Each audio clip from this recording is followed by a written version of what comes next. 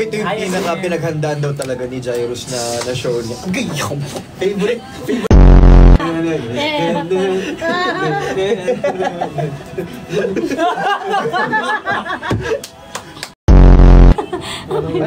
Yung 9:59.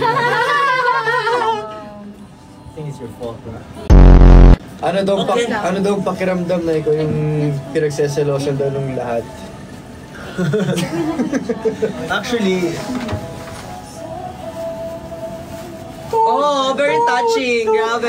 Number yun. 3 claps.